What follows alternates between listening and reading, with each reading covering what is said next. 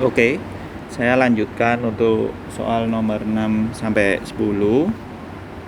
Bila diketahui Gx cos X plus 2 dibagi dengan sin X dengan nilai sin tidak sama dengan 0, maka nilai dari G aksen pi per 2 sama dengan berapa?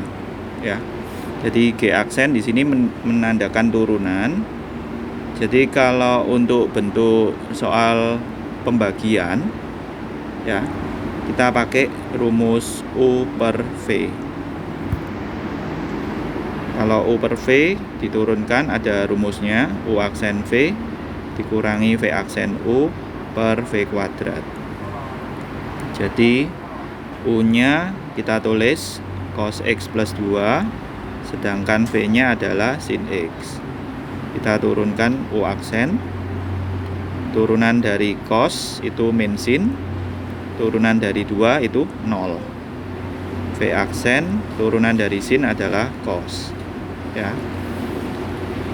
Untuk G aksen X masukkan ke rumus U aksen kita kali V min sin dikali dengan sin dikurangkan dengan V aksen dikali U. Hati-hati, ini harus kita kurung ya. Kita bagi dengan V kuadrat. Jadi sin X kita kuadratkan. Sebelum kita masukkan pi per 2, boleh kita sederhanakan terlebih dahulu ya. Min sin kuadrat X min cos kuadrat X dikali masuk ya. Cos kali cos, cos kuadrat min cos kali 2 min 2 cos X. Kita bagi dengan sin kuadrat X ya. Nah, untuk identitas sin kuadrat alfa ditambah dengan cos kuadrat alfa itu nilainya 1. Berarti min sin kuadrat min cos kuadrat, minnya kan boleh kita faktorkan. Jadi negatif 1 per sin kuadrat X. Baru kita masukkan nilai pi per 2. Cos pi per 2 dibagi dengan sin kuadrat pi per 2. Ya, cos 90 itu nilainya 0. Min 1 min 2 kali 0 sin 90 1. Hasilnya adalah min 1.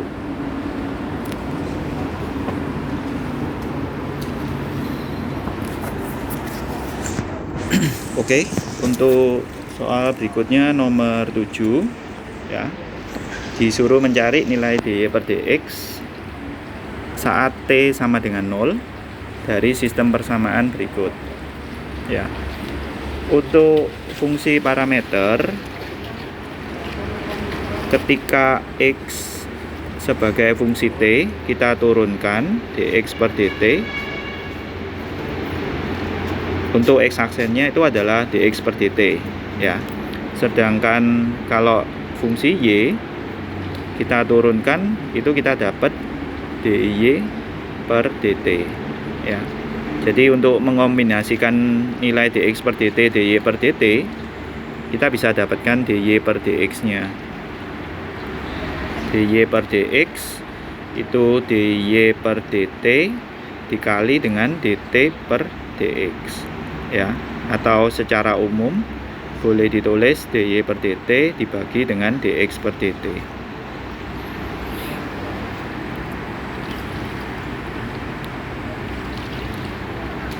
Satu min t per 1 plus t untuk x. Berarti nilai dari dx per dt nya kita pakai rumus U per V. U1 min T, V1 plus T. Diturunkan ya. U aksennya min 1, sedangkan V aksennya 1. Ya, kita masukkan rumus U per V. U aksen dikali V dikurangkan V aksen dikali U. kita bagi dengan V kuadrat. Kita sederhanakan ya, min 1 min T, min 1 plus T dibagi dengan 1 plus T kuadrat.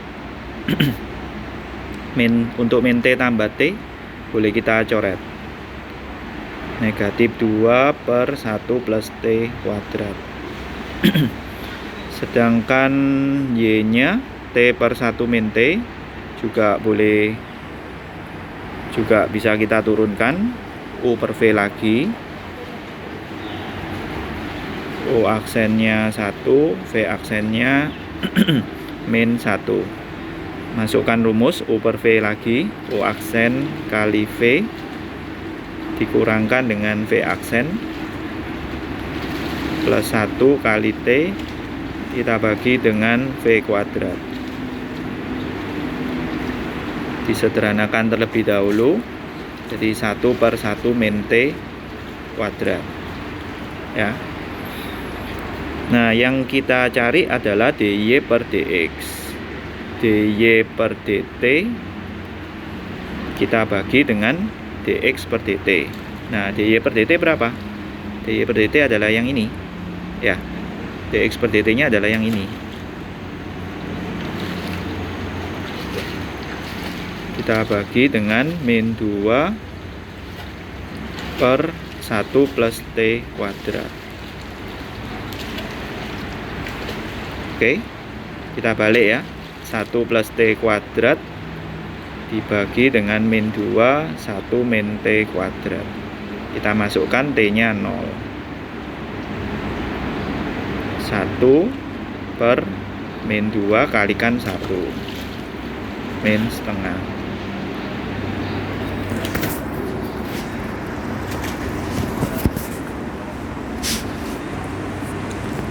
Oke, lanjut ke nomor 8.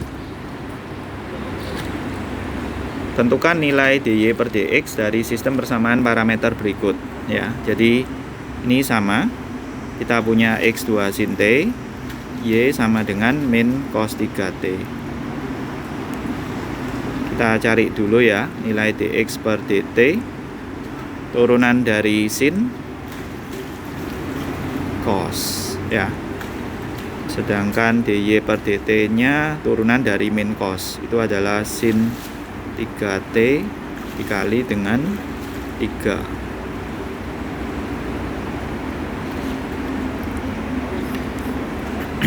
Nah, ini untuk mencari nilai dy per dt saat t sama dengan, itu boleh langsung ya. Kita masukkan aja t nya pi per 4 ini ya. 2 kali cos 45, 2 kali setengah akar 2 ya, akar 2. Nah, ini juga boleh langsung kita masukkan 3 kali sin 3 kali 45 135, 3 kali sin 135 itu sin 180, kita kurangkan dengan 45 ya. Berarti karena dia di kuadran 2 nilainya positif. Positif sin 45 ya. 3 per 2 akar 2 ya. Jadi boleh langsung dy per dt dibagi dx per dt. 3 per 2 ya. Ini lebih praktis. Oke, kita lanjut nomor 9. Berapa nilai dari turunan fx cos pangkat 3 3x kuadrat min 1 ya. Nah, untuk bentuk cos pangkat 3 ini kita gunakan aturan rantai ya. Jadi atau pakai rumus u pangkat n ya. N kali u pangkat n min 1 kali u aksen. Jadi ini cos 3x kuadrat min 1 berpangkat 3 ya. Turunan pertamanya berarti 3 turun, tetap, cosnya tetap, pangkatnya berkurang 1, pangkat 2 ya, dikalikan dengan negatif sin. Nah, ini jangan lupa dikalikan dengan turunannya cos kan negatif sin U kali U aksen, dikali dengan turunan dalamnya lagi 6x ya. Jadi ini tuh turunannya ke sini, terus ini diturunkan lagi ya. Negatif 18x cos kuadrat dari 3x kuadrat min 1 kali sin. Nah, untuk jawaban berikut tidak ada di pilihan ya. Nah, berarti harus kita sederhanakan. Pernah kita pelajari kan sin 2 alfa itu adalah 2 sin alfa cos alfa. Ya, berarti kita pisahkan ya. Min 18 kita pisahkan, min 9x kali 2. Cosnya kita pisahkan 1, cos 3x kuadrat min 1 kali sin 3x kuadrat min 1 ya. Jadi untuk dua sin cos yang ini itu nilainya sin 2 alfa.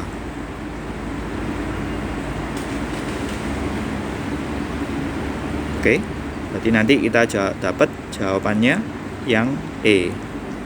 Min 9x cos 3x kuadrat min 1 kali sin 6x kuadrat min 2. Oke. Next, nomor 10 ya.